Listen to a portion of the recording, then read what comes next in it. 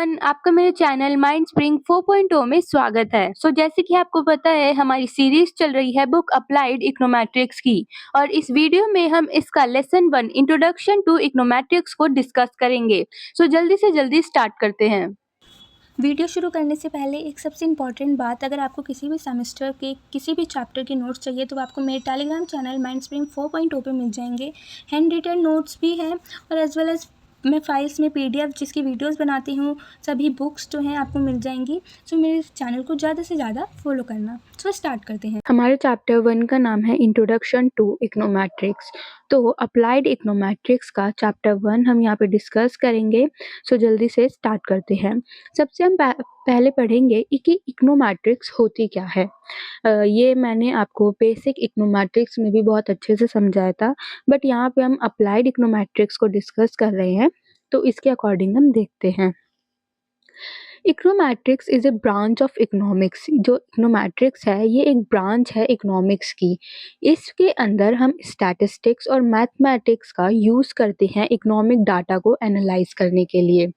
क्या कि जो हमारे इकोनोमेट्रिक्स है ये एक ब्रांच है इकोनॉमिक्स की, या इसके अंदर हम स्टैटिस्टिक्स और मैथमेटिक्स का यूज़ करते हैं इनके फॉर्मूलाज और इनके जो इक्वेशंस होती हैं इनके मेथड्स को यूज़ करते हैं इकोनॉमिक डाटा को एनालाइज करने के लिए। इट हेल्प्स इन, अब जो इकोनोमेट्रिक्स है ये हमें किस किस चीज़ में मदद करती है। फर्स्ट कि मीनिंग इकोनोमेट्रिक्स इकोनॉमिक्स रिलेशनशिप, मतलब कि इकोनॉमिक के रिलेशनशिप को मेजर करने में क्या करती है, मदद करती है। कौन? हमारी इकोनोमेट्रिक्स। फिर सेकंड है टेस्टिंग इकोनॉमिक थ्योरीज। जो इकोनॉमिक की थ्योरीज होती है इसकी टेस्टिंग करने में हेल्प करती है। और प्रिडिक्शंस जो होते हैं, फ्यूचर प्रिडिक्शंस जो होते हैं उनको बनाने में मदद करती है। तो हमारी जो इकोनोमेट्रिक्स है वो हमें किस किस चीज़ में मदद करती है। फर्स्ट कि इकोनॉमिक रिलेशनशिप को मेजर करने में, इकोनॉमिक थ्योरीज को टेस्ट करने में, और जो हमारे प्रिडिक्शंस होते हैं उनको बनाने में। गाइस अगर मैं थोड़ा अटक रही होंगी तो आप आज समझ लेना कि मैं थोड़ा थक गई हूँ, क्योंकि आज मैंने कंटिन्यू 3 वीडियो बनाई हैं, इसीलिए। तो अगर सिंपल वर्ड्स में हम कहें तो इकोनोमेट्रिक्स क्या होता है, जब हम इकोनॉमिक्स, मैथमेटिक्स और स्टैटिक्स का यूज़ करते हैं एक किसी इकोनॉमिक डाटा को एनालाइज़ करने में, तो उसको हम इकोनोमेट्रिक्स कहते हैं। यहाँ पे डेफिनेशन लिखी है, econometrics is a branch of science. क्या है? एक ब्रांच है हमारी साइंस की या इकोनॉमिक्स की, जो जिसके अंदर हम अप्लाई करते हैं tools of statistics and mathematics. किस लिए यूज़ करते हैं? इकोनॉमिक फिनोमिना को एनालाइज करने के लिए। तो ये था हमारा मीनिंग ऑफ इकोनोमेट्रिक्स की इकोनोमेट्रिक्स होती क्या है। आई होप आपको समझ आ गया होगा। गाइज मैंने इसके ऊपर सिलेबस अब पहले ही सिलेबस की वीडियो अपलोड कर दी है, तो आप एक बार वो ज़रूर देख लेना, क्योंकि वो बहुत ही इंपॉर्टेंट है। ठीक है, फिर हम देखेंगे कि इकोनोमेट्रिक्स वर्सेस मैथमेटिक इकोनॉमिक्स। जो इकोनोमेट्रिक्स होती है और जो हमारी मैथमेटिक्स इकोनॉमिक्स है, इसके अंदर क्या डिफरेंस होता है। फर्स्ट, इकोनोमेट्रिक्स जो है ये रियल डाटा के अंदर यूज़ की जाती है। ये रियल डाटा को बताती है और इसके अंदर हम रियल डाटा को ही एनालाइज करते हैं। बट जो हमारी मैथमेटिक्स इकोनॉमिक्स होती है वो थ्योरेटिकल होती है। उसके अंदर कोई भी रियल डाटा से हम उसको एनालाइज नहीं करते हैं। फिर सेकंड है अप्लाई स्टैटिकल मेथड्स। जो इकोनोमेट्रिक्स होती है उसके अंदर हम स्टैटिक्स के मेथड्स को यूज़ करते हैं, और जो हमारी मैथमेटिकल इकोनॉमिक्स होती है उसके अंदर हम इक्वेशंस जो होती हैं मैथ्स की उसका यूज़ करते हैं। फिर थर्ड डिफरेंस ये है कि हम इकोनोमेट्रिक्स में जो थ्योरीज होती हैं उनको टेस्ट करते हैं। मैंने आपको बेसिक इकोनोमेट्रिक्स में एफ टेस्ट बताया था, आर स्क्वायर टेस्ट बताया था। तो ये क्या है? टेस्ट है जो हम थ्योरीज में यूज़ करते हैं। ठीक है, इकोनोमेट्रिक्स में यूज़ करते हैं थ्योरीज को टेस्ट करने के लिए। ये टेस्ट हम अप्लाइड इकोनोमेट्रिक्स में भी डिस्कस करेंगे आगे वाली आने वाली वीडियोस में। ठीक है, फिर आता है मैथमेटिक इकोनॉमिक्स। क्या होती है? ये डेवलप करती है इकोनॉमिक्स थ्योरी को। एक जो है टेस्ट करती है और एक जो है क्या करती है? डेवलप करती है। तो ये है एक शॉर्ट डिफरेंस किसके बीच में? इकोनोमेट्रिक्स और मैथमेटिक इकोनॉमिक्स के बीच में। फिर हमारा नेक्स्ट टॉपिक है गाइस, ये अभी हमारा इंट्रोडक्शन ही चल रहा है। पहला जो हमारा टॉपिक है वो इंट्रोडक्शन है, और इंट्रोडक्शन के अंदर ये 3 टॉपिक है। कौन सा? मीनिंग ऑफ इकोनोमेट्रिक्स, इन दोनों के बीच में डिफरेंस, और टाइप्स ऑफ इकोनोमेट्रिक्स। ठीक है, सो अब हम डिस्कस करेंगे टाइप्स ऑफ इकोनोमेट्रिक्स कि कितने टाइप्स के इकोनोमेट्रिक्स होती हैं। 2 टाइप्स की, थियोरेटिकल इकोनोमेट्रिक्स और सेकंड है अप्लाइड इकोनोमेट्रिक्स। थ्योरेटिकल इकोनोमेट्रिक्स वो होती है जिसे हम बेसिक इकोनोमेट्रिक्स भी कहते हैं, जो हम ऑलरेडी इसके ऊपर सीरीज आ चुकी है, वो देख सकते हैं आप।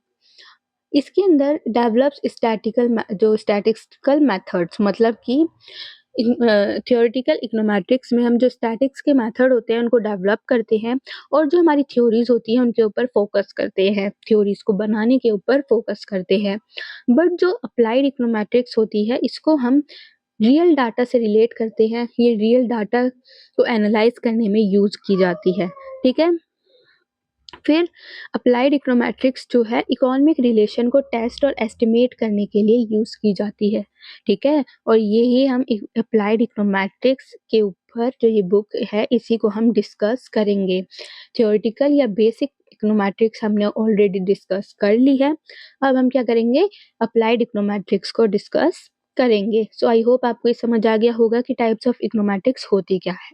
तो ये हमारा फर्स्ट टॉपिक था इंट्रोडक्शन का, जो यहाँ पे खत्म होता है। फिर सेकंड है गोल्स ऑफ इकोनोमेट्रिक एनालिसिस, मतलब कि गोल्स क्या होते हैं हमारी इकोनोमेट्रिक एनालिसिस के। 3 गोल्स हैं। फर्स्ट है टेस्टिंग थ्योरीज, जो हमारी थ्योरीज होती है उसको टेस्ट करना। ये किसका गोल होता है? हमारी इकोनोमेट्रिक्स का गोल होता है। Verify economics theory using real data, जो हमारी इकोनॉमिक की थ्योरीज होती हैं उनका यूज करते हैं रियल डाटा में, रियल डाटा को एनालाइज करने में, वेरीफाई करने में। तो ये गोल होता है हमारी इकोनोमेट्रिक्स का। सेकंड है एस्टिमेशन, एस्टिमेशन कर रहे हैं हम, एस्टिमेट करते हैं हम कोफिशिएंट को, न्यूमेरिकल वैल्यूज की रिलेशनशिप को, मतलब कि जो हमारी इकोनॉमिक थ्योरीज है उनका हम रियल डाटा से क्या कर रहे हैं? रिलेशन निकाल रहे हैं न्यूमेरिकल वैल्यू के अकॉर्डिंग। ठीक है, तो क्या करते हैं? हम एस्टिमेशन करते हैं। फिर थर्ड है फोरकास्टिंग, जो हमारी एस्टिमेशन है, जो हमारी टेस्टिंग थ्योरी है, उसको हम फिर रिलेट करते हैं फ्यूचर से कि इन फ्यूचर ये क्या होगा। फॉर एन एग्जाम्पल, हमारा एक मॉडल है, इकोनॉमिक मॉडल है, किसका? जीडीपी का, कि हमें जीडीपी क्या है फाइंड करनी है। उस मॉडल में हम एक ऐसा मॉडल बना रहे हैं कि हमें उस मॉडल से जीडीपी फाइंड करने में मदद होगी। सो हमने कोफिशिएंट मान लो या वेरिएबल मान लो 2 ले लिए हैं। कौन कौन से? कि इनकम के अकॉर्डिंग और एक्सपेंडिचर के अकॉर्डिंग हम ये दोनों वेरिएबल्स हैं जिसके अकॉर्डिंग हम अपने मॉडल में जीडीपी फाइंड करेंगे। ठीक है, अब हमने ये दोनों ले लिए हैं, तो अब हमने अपना मॉडल बना दिया है, वेरिएबल्स पुट कर दिए हैं और हमारा मॉडल जो है तैयार हो गया है। बट अब इस हम मॉडल को टेस्ट करेंगे। ठीक है, थ्योरीज के अकॉर्डिंग एस्टिमेशन करेंगे इसकी कि ये सही है, हमारी जो वैल्यूज हमने इनकम और एक्सपेंडिचर डाली है वो सही है। फिर हम इसको फ्यूचर से रिलेट करेंगे कि आने वाले फ्यूचर में जो डिमांड होगी, जो हमारी इनकम होगी, वो कैसी होगी, जीडीपी उसके अकॉर्डिंग हमारे मॉडल में निकाल पाएगी जीडीपी, हमारा मॉडल जो है फ्यूचर में जीडीपी फाइंड कर पाएगा। तो यही गोल्स होते हैं इकोनोमेट्रिक्स एनालिसिस के। आई होप आपको ये समझ आ गए होंगे। फिर है हमारा next topic characteristics of econometric model. Characteristics क्या होते हैं इकोनॉमिक मॉडल्स के? एक good econ sorry a good econometrics model should have, अगर कोई इकोनोमेट्रिक मॉडल है तो उसके अंदर क्या क्या करेक्टरिस्टिक्स होंगे जिससे हमें पता चलेगा कि ये एक अच्छा हमारा मॉडल बना है। फर्स्ट, वो थियोरेटिकल वैलिडिटी होगी, उस मॉडल को, एक वो जो मॉडल है वो फॉलो करता होगा थ्योरी को, इकोनॉमिक की थ्योरी को। फॉर एग्जाम्पल, हमें डिमांड ले ली है और इनकम ले ली है, जैसे जैसे हमारी इनकम बढ़ेगी वैसे वैसे डिमांड बढ़ेगी। हमने देखा है, हमने थ्योरी में क्या पढ़ा है कि जैसे जैसे हमारी इनकम बढ़ती है वैसे वैसे हमारी डिमांड भी बढ़ जाती है। ये हमने किस में पढ़ा है? थ्योरी में पढ़ा है। बट जब हम मॉडल में इसका एनालाइज, हम मॉडल बना रहे हैं और हमने मॉडल बनाया है कि इन्फ्लेशन होगी, इन्फ्लेशन के अकॉर्डिंग हमने, इन्फ्लेशन या जीडीपी ही ले लो, उसके अकॉर्डिंग हमने मॉडल बनाया है। तो वो जैसे जैसे इन फ्यूचर हमारी जो इनकम है वो बढ़ रही है, डिमांड बढ़ रही है, तो मॉडल भी हमारा जो इन्फ्लेशन है वो भी बढ़ना चाहिए, ठीक है। तो ये ऐसी थ्योरी कहती है, तो हमारा मॉडल भी क्या है, ऐसा ही बनना चाहिए। तो यही बोल रहे हैं कि थ्योरी के अकॉर्डिंग ही हमारा जो इकोनॉमिक मॉडल है वो वैलिड होना चाहिए, ठीक है। फिर सेकंड है रेलेवेंस, जो वो डाटा है वो रेलेवेंस होना चाहिए। आंसर इम्पोर्टेंट इकोनॉमिक क्वेश्चन, जो हम उसके आंसर आ रहे हैं वो इकोनॉमिक के जो क्वेश्चंस हैं उनको क्लैरिफाई कर रहे हो, उनके लिए इम्पोर्टेंट हो, ठीक है। फॉर एग्जांपल इन्फ्लेशन का हम ले रहे हैं एग्जांपल, तो इन्फ्लेशन का ज़रूरी है भाई मेजर करना, तो ऐसा ही मॉडल होना चाहिए कि जो उसका पर्पस है, स्पेसिफिकेशन है उस मॉडल का, वो क्या हो, रिलेवेंट हो। सिंप्लिसिटी होनी चाहिए, ऐसा मॉडल होना चाहिए कि वो जल्दी ही क्या आ जाए, हमें समझ आ जाए, ऐसा मॉडल होना चाहिए। फिर नेक्स्ट है रियलिज्म होना चाहिए, मतलब कि वो जो मॉडल है वो एक्सप्लेन कर रहा हो हमारी रियल वर्ल्ड को, रियल वर्ल्ड के बिहेवियर को। जीडीपी क्या है, जीडीपी हमारी वर्ल्ड को, हमारी रियल लाइफ को ही तो एक्सप्लेन कर रही है। तो ये हमने मॉडल लिया था जीडीपी का, तो ये क्या है, हमारी रियल वर्ल्ड को ही क्या कर रही है, मेजर कर रही है। फिर हमारा नेक्स्ट कैरेक्टरिस्टिक्स है एक्यूरेसी, उस मॉडल में एक्यूरेसी होनी चाहिए, जो वैल्यूज आ रही हैं वो वैल्यूज क्या है, हमारी अच्छी क्लोज होनी चाहिए या रिलेवेंट होनी चाहिए, ठीक है। और लास्ट है फोरकास्टिंग एबिलिटी, इट्स मीन कि वो फ्यूचर से भी क्या हो, रिलेट हो, फ्यूचर में भी प्रिडिक्ट कर पाए, वो फ्यूचर की इन्फ्लेशन को, फ्यूचर की जीडीपी को भी क्या कर पाए, इन्फ्लुएंस कर पाए या प्रिडिक्ट कर पाए। सो ये ही एक अच्छे मॉडल की पहचान होती है, यही एक अच्छे मॉडल के कैरेक्टरिस्टिक्स होते हैं, ठीक है। आई होप आपको ये समझ आ गया होगा। फिर नेक्स्ट हमारा टॉपिक है स्टेप्स इन इकोनोमेट्रिक एनालिसिस। अब हमने मॉडल बना लिया है, बट उसको हमें एनालाइज करना है, तो उसके क्या क्या स्टेप्स होने चाहिए। पहला है मॉडल स्पेसिफिकेशन, हमने वो मॉडल बनाया है, वो मॉडल को हम स्पेसिफाई करें कि वो मॉडल बनाया किस लिए, हमने हमने एक मॉडल बनाया है, फॉर एग्जांपल ये हमारा मॉडल है, और इस मॉडल की स्पेशल बात ये है कि ये जीडीपी को फाइंड करेगा। तो ये होना चाहिए कि उस मॉडल की एक स्पेसिफिकेशन होनी चाहिए कि ये मॉडल का मेन काम ये है, convert economic theory into mathematical form. जब वो थ्योरी को हम मैथमेटिकल फॉर्म में कर रहे हैं, तो उस मॉडल का एक स्पेसिफिकेशन होना चाहिए, ठीक है, एक आइडेंटिटी होनी चाहिए। फिर बोल रहा है उसके अंदर डिपेंडेंट और इंडिपेंडेंट वेरिएबल होते हैं। आपको नहीं पता होगा कि डिपेंडेंट वेरिएबल और इंडिपेंडेंट वेरिएबल होते क्या हैं, तो मैं आपको ये समझाती हूँ। फॉर एग्जाम्पल हमारे पास एक मॉडल है y इक्वल्स टू एक्स की स्क्वायर, ठीक है। जैसे जैसे हम x की वैल्यू पुट करेंगे वैसे वैसे y की वैल्यू अपने आप आएगी। फॉर एग्जाम्पल हमने x इक्वल्स टू 2 ले लिया, ठीक है, तो यहाँ पे वैल्यू क्या आएगी, 2 की स्क्वायर, इट्स मीन 4। तो y की वैल्यू क्या आई, 4, और x की वैल्यू क्या है, 2। फॉर एग्जाम्पल हमने x की वैल्यू ले ली है 3, तो x की वैल्यू क्या आएगी, 9, सॉरी y की वैल्यू क्या आ जाएगी, 9। सो हम क्या देख रहे हैं, जैसे जैसे x की वैल्यू हम चेंज कर रहे हैं वैसे वैसे y की वैल्यू ऑटोमेटिक चेंज हो रही है। तो इसी को कहते हैं कि जो x जो है वो इंडिपेंडेंट है, हम x की वैल्यू कुछ भी पुट कर रहे हैं, और y क्या है, डिपेंडेंट है x पे। आपको समझ आया ना कि हम x क्या है, इंडिपेंडेंट है, उसकी वैल्यू कुछ भी हो सकती है, बट y क्या है, डिपेंडेंट है x के ऊपर, जो x की वैल्यू होगी उसके अकॉर्डिंग ही y की वैल्यू आएगी। तो यही होता है डिपेंडेंट वेरिएबल और यही होता है इंडिपेंडेंट वेरिएबल। सो हमारा फर्स्ट स्टेप यही है कि मॉडल स्पेसिफिकेशन होना चाहिए। फिर सेकंड है डाटा कलेक्शन, हम इकोनॉमिक्स को एनालाइज करने के लिए सेकंड जो मोस्ट इम्पॉर्टेंट स्टेप है वो है कि डाटा को कलेक्ट करो। अब डाटा को कलेक्ट किस टाइप से करें, बहुत भाई, अब हम कोई मॉडल बना रहे हैं तो उसके अकॉर्डिंग हमें कितने टाइम का डाटा कलेक्ट करना चाहिए, उसके अकॉर्डिंग क्या क्या डाटा होगा, रिलेवेंट डाटा उसको। तो 3 टाइप से डाटा को बांटा गया है। फर्स्ट है टाइम सीरीज डाटा, कि अब हम जो फॉर एग्जांपल जीडीपी लिया था हमने, अब जीडीपी का डाटा लेंगे हम कि 2010 से 2005 तक जीडीपी कैसी रही है, ठीक है? तो और ऐसा डाटा लेंगे। फिर हम लेंगे क्रॉस सेक्शन डाटा, मतलब कि एक पॉइंट ऑफ टाइम पे डाटा कैसा था, और इनकम ऑफ पीपल ले लेंगे। हमने हमने इनकम इनकम ऑफ पीपल ले ली है, क्योंकि हमारी पीपल की इनकम पे ही तो जीडीपी डिपेंड होती है। तो एक क्रॉस सेक्शनल डाटा लेंगे। और तीसरा हम डाटा लेंगे पैनल पैनल डाटा, जो कॉम्बिनेशन होता है दोनों का।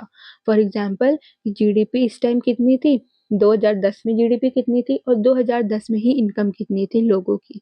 तो ऐसे ही हम पैनल डाटा लेंगे इकोनोमेट्रिक्स को एनालाइज करने के लिए। तो हमारा सेकेंड स्टेप क्या था कि डाटा को कलेक्ट करना। फिर थर्ड है एस्टिमेशन करना। हमने डाटा ले लिया है, मॉडल हमने क्या बनाना है, जीडीपी का मॉडल बनाना है कि अब भाई जीडीपी उससे निकली जाए। अब उसका हम एस्टिमेशन करेंगे। एस्टिमेशन कैसे करेंगे? Use statistical methods. हम अपने सॉरी स्टैटिक्स के मेथड को यूज करेंगे उसकी कोफिशिएंट को एस्टिमेट करने के लिए, कोफिशिएंट को निकालने के लिए। For example OLS, ordinary least square, ये हम आने वाले चैप्टर में बहुत अच्छे से डिस्कस करेंगे। तो अभी आप यही जान लो कि मेथड कोफिशिएंट को एस्टिमेट करने के लिए हम एक मेथड है जो स्टैटिक्स का, जैसे OLS, इसको यूज करेंगे। फिर थर्ड है वेरिफिकेशन करेंगे। वेरिफिकेशन मतलब टेस्टिंग करेंगे। हमने किस पे मॉडल बनाया है, जीडीपी पे। हमने डाटा कलेक्ट कर लिया है, हमने उसकी मेथड्स को भी ले लिया है, कोफिशिएंट को भी फाइंड कर लिया है, सब कुछ हो गया। बट उसकी हम टेस्टिंग भी तो करेंगे कि ये सही भी काम कर रहा है या नहीं। तो टेस्टिंग करने के लिए हमारे पास क्या क्या, कैसे कैसे टेस्टिंग करेंगे? लॉजिकल लेंगे, इकोनॉमिक लॉजिक्स, जो इकोनॉमिक के लॉजिक्स हैं, रियल डाटा है, उससे टेस्ट करेंगे। रियल डाटा से, अपने रियल वर्ल्ड से रिलेट करके उसका टेस्ट करेंगे। फिर सेकंड है स्टैटिक्स टेस्ट, जो हमारे स्टैटिक्स के टेस्ट हैं, for example F test and R square test, इसके अकॉर्डिंग हम अपने मॉडल को टेस्ट करेंगे। फिर है अजप्शंस। अजप्शंस देखेंगे कि हमने जो मॉडल में अजप्शंस ली है वो सही ली थी या नहीं ली थी, इसके अकॉर्डिंग हम टेस्ट करेंगे। फिर फिफ्थ स्टेप ये है कि हम उसको अपने फ्यूचर से प्रिडिक्ट करेंगे, फ्यूचर से रिलेट करेंगे। तो यही था हमारा steps of econometric analysis. I hope आपको समझ आया होगा। अगर आपको नहीं समझ आया तो आप मेरे से कमेंट सेशन में पूछ सकते हैं। और अगर गाइज ये वीडियो आपको अच्छी लग रही है तो प्लीज़ मुझे कमेंट में एक बार ज़रूर बताना कि मैं इसको ऐसे ही कंटिन्यू करती रहूँ हर टॉपिक को। और अभी मेरे अकॉर्डिंग मैंने आपको सिलेबस में भी बताया था कि कोई DUSOL ने स्पेसिफिक बुक नहीं निकाली है। ऑनलाइन तो मैंने बहुत सर्च किया, मुझे नहीं मिली। बट अगर आपके पास है तो एक बार टॉपिक्स ज़रूर देख लेना कि ये सेम है या नहीं। और अगर थोड़ा बहुत चेंजेस है तो आप मेरे से कमेंट सेशन में बता सकते हैं, ठीक है गाइज? फिर हमारा नेक्स्ट टॉपिक है components of econometric model. Components क्या होते हैं हमारे इकोनोमेट्रिक मॉडल्स के? फर्स्ट है वेरिएबल। अब वेरिएबल्स, हम अपना मॉडल बना रहे हैं। फॉर एग्जांपल हमने ये एक मॉडल ले लिया है। गाइस ये मैं एग्जांपल ले रही हूँ, ठीक है? तो जो हमारा एक्स स्क्वायर है ये क्या है? वेरिएबल है। तो यही वेरिएबल एक क्या होता है? कंपोनेंट होता है हमारी इकोनोमेट्रिक वेरिएबल का। तो दो टाइप्स के वेरिएबल होते हैं, एक एंडोजीनियस वेरिएबल और एक एक्सोजीनियस वेरिएबल। एंडोजीनियस वेरिएबल जो है डिटरमाइन करता है विद इन द मॉडल, मतलब कि ये डिटरमाइन किया जाता है हमारे मॉडल के अंदर ही। पर जो एक्सोजीनियस वेरिएबल होता है ये मॉडल के बाहर के वेरिएबल्स को भी डिटरमाइन करता है। अगर मॉडल के बाहर के वेरिएबल्स को भी क्या करता है? डिटरमाइन करता है। तो दो थे, एंडोजीनियस वेरिएबल जो मॉडल के अंदर ही अपनी वैल्यूज को डिटरमाइन करता है, अपने वेरिएबल्स को डिटरमाइन करता है। एक एक्सोजीनियस जो मॉडल के बियॉन्ड जाके अपनी वैल्यूज को क्या करता है? डिटरमाइन करता है। फिर सेकंड होता है पैरामीटर्स। फॉर एग्जांपल ये हमारा एक मॉडल है CLRM का, जो क्या होता है? Beta 0 plus beta 1 x1 plus beta 2 x2, ठीक है? जहाँ पे हमारे x क्या हैं? वेरिएबल्स हैं, जो मैंने ऊपर आपको बताया। और जो हमारे बीटा यूज़ हो रहे हैं ये क्या होते हैं, पैरामीटर्स होते हैं, कोफिशिएंट होते हैं हमारे मॉडल के अंदर, जो कि क्या होते हैं, कांस्टेंट होते हैं और हमारी जो रिलेशनशिप है उनको क्या करते हैं, स्ट्रेंथ देते हैं। ये हमारी जो रिलेशनशिप होती है उनकी क्या होती है, स्ट्रेंथ होती है। तो सेकंड कंपोनेंट कौन से होते हैं, पैरामीटर्स, जो हमको ये बीटा 1 0 2 दिख रहे हैं ये सब।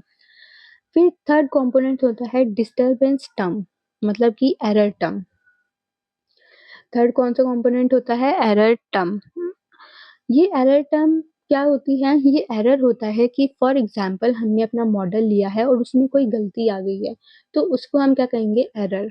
क्योंकि ये ज़रूरी नहीं है कि वेरिएबल्स में हम कोई मतलब कि अपने मॉडल में कोई गलती ना करें। अब गलती कैसी हो सकती है कि कोई वेरिएबल हमने भूल गए, कोई वेरिएबल की हमने मेजरमेंट गलत कर दी, तो जब हम एरर कर देते हैं तो उस एरर को यहाँ पे सॉल्व आउट करते हैं, डिस्टरबेंस टर्म जिसे हम कहते हैं, ये होती है। सो यही होते हैं हमारे वेरिएबल एक इकोनोमेट्रिक मॉडल में, ठीक है। फर्स्ट वेरिएबल होता है, सेकंड पैरामीटर और थर्ड होता है एरर टर्म, कि जो हमने मॉडल में गलती करी है वो एरर टर्म के अकॉर्डिंग हम उसको सही कर पाए। सो ये था हमारा कंपोनेंट ऑफ इकोनोमेट्रिक्स मॉडल। फिर हमारा थर्ड टॉपिक है मैथमेटिकल फॉर्म ऑफ मॉडल। हमने देख लिया कि मतलब इकोनोमेट्रिक मॉडल क्या होता है। अब हम देखेंगे कि मैथमेटिकल फॉर्म क्या होता है मॉडल का। इसमें मैंने दोनों मॉडल किए हैं कि मैथ्स का क्या होता है और इकोनॉमिक्स का क्या होता है, तो हम दोनों को डिस्कस कर लेंगे। जिसका एग्जाम्पल मैंने अभी ऊपर दिया है ना आपको, वो होता है ये, अभी हम देखेंगे। जनरली अगर देखें तो हमारा डिमांड फंक्शन क्या होता है, Q Y equals to F bracket में P Y comma P zero comma Z comma T. ये क्या होता है, एक जनरल डिमांड का फंक्शन होता है मैथ्स के अकॉर्डिंग, जहाँ पे क्यू वाई क्या होता है, हमारा क्वांटिटी डिमांड, पी वाई क्या होता है, price of product, P zero क्या होता है, price of other good, Z हमारा इनकम होता है, टी हमारा टेस्ट होता है। ये क्या होती है, एक जनरल डिमांड की फंक्शन होती है मैथ्स के मॉडल में। बट अगर इसी को हम इकोनॉमिक्स मॉडल में देखें, लीनियर इकोनोमेट्रिक मॉडल में देखें, तो इसको हम क्या कहेंगे, क्यू वाई, ये भी क्वांटिटी डिमांड होती है, जो मैंने ऊपर क्या लिखा था, वाई लिखा था, ठीक है। फिर आता है beta zero plus beta one, x one जो मैंने यहाँ पे लिखा था वो यहाँ पे क्या है, पी वाई है, क्योंकि ये डिमांड की फंक्शन है, ठीक है, यहाँ पे हम प्राइस ले रहे हैं। जो ऊपर मैंने बी टू लिखा था और पी बीटा एक्स टू लिखा था, ये यहाँ पे एक्स टू लिखा है। और जो हमारी डिमांड की फंक्शन है उसमें हमने क्या लिखा है, पी जीरो, मतलब कि जो प्राइस है वो अदर गुड्स का है। यू यहाँ पे स्टैंड कर रहा है एरर टर्म, जो मैंने लास्ट में ई लिखा था, ठीक है। सो जो हमारे ये पी वाई पी जीरो और जेड है, ये क्या है, वेरिएबल्स हैं।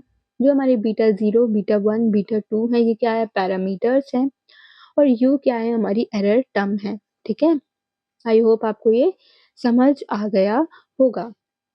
अब यहाँ पे कुछ एक्सपेक्टेड साइन है कोफिशिएंट के, कि अगर बीटा वन जो हमारा प्राइस है वो नेगेटिव आ रहा है, it's mean law of demand है। बीटा थ्री जो हमारी इनकम है, यहाँ पे जेड जो यहाँ पे दिख रहा है आपको, जो हमारी क्या है, इनकम है, ये अगर पॉजिटिव है तो इसका मतलब जो हमारे नॉर्मल गुड्स है, मतलब कि जो हमने अपने मॉडल में लिया है वो क्या है, नॉर्मल गुड्स है। बीटा टू जो अदर गुड्स हैं वो पॉजिटिव हैं तो वो सब्स्टिट्यूट गुड है, अगर वो नेगेटिव आ रहा है तो वो क्या है, कॉम्प्लीमेंट्री गुड्स होंगे, ठीक है। तो ये था हमारा मैथमेटिकल फॉर्म ऑफ मॉडल, जिसमें हमने जनरल फॉर्म फंक्शन भी देखा और इकोनोमेट्रिक्स मॉडल भी देखा। आई होप आपको ये समझ आ गया होगा। फिर आता है लिमिटेशन ऑफ इकोनोमेट्रिक्स। लिमिटेशंस क्या है इकोनोमेट्रिक्स की। अब हर एक चीज की अच्छाई भी होती है तो बुराई भी होती है। हमने सारी अच्छाइयाँ देख ली, अब थोड़ा बुराइयों पे फोकस करते हैं, ज़्यादा नहीं है। मैंने सिर्फ गाइस, मेरी वीडियोस में आपको सिर्फ पॉइंट्स मिलेंगे, एक्सप्लेन आप मैं सिर्फ बोल के करूँगी, क्योंकि आपको पेपर में मेरे बोले हुए वर्ड्स ही एग्जैक्ट लिख के आओगे ना तो वो ज़्यादा अच्छा होगा, ठीक है। और टेलीग्राम चैनल पे मैंने पूरी नोट्स की जो पीडीएफ है वो डाल दी है, तो आप वहाँ से देख सकते हैं, वहाँ पे एक्सप्लेनेशन के साथ है। यहाँ पे मैं शॉर्ट नोट्स बनाती हूँ क्योंकि मुझे लेक्चर में वीडियो अपलोड करनी पड़ती है इसलिए। सो लास्ट टॉपिक है हमारा लिमिटेशन ऑफ इकोनोमेट्रिक्स। जो हमारे रिजल्ट होते हैं वो एक्सप्रोक्सीमेशन में आते हैं, एग्जैक्ट नहीं आते हैं। क्यों? क्योंकि जो हमारा डाटा होता है वो रैंडम लिया गया होता है। जो मेज़रमेंट है वो एरर आ सकते हैं, जो हम मेज़रमेंट कर रहे हैं वो मेज़रमेंट एरर आ सकता है, इसलिए वो एप्रोक्सीमेशन में आते हैं हमारे रिज़ल्ट। जो हमारी मॉडल की असम्पशन्स है वो हमें असम्पशन्स करने पड़ते हैं कि हम ये कर रहे हैं, फॉर एग्ज़ाम्पल हमने ये मान लिया है, जिस वजह से भी हमारा मॉडल क्या है एग्ज़ैक्ट नहीं आ पाता है। जब हम डाटा कलेक्ट करते हैं तो उसमें भी इश्यू आता है जिसकी वजह से हमारा मॉडल क्या है एग्ज़ैक्ट नहीं आता है। ये कुछ लिमिटेशंस हैं जिस इकोनॉमेटिक्स में जो वैल्यूज़ हैं हमारी वो एग्ज़ैक्ट नहीं आती हैं, ये कुछ उसके पॉइंट्स हैं कि क्यों नहीं आती हैं।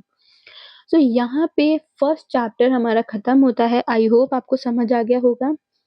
अगर आपको कोई भी डाउट है तो कमेंट सेक्शन में पूछ सकते हैं और प्लीज़ एक बार मुझे कमेंट में ये बता देना कि ये आपके लिए हेल्पफुल है या नहीं, क्योंकि मैं आगे वीडियो तभी लाऊँगी कि ये वीडियो आपके लिए हेल्पफुल होगी तो। Thank you for watching. अगर आपको नोट्स चाहिए तो मेरे टेलीग्राम चैनल पे फ्री ऑफ कॉस्ट मिल सकते हैं।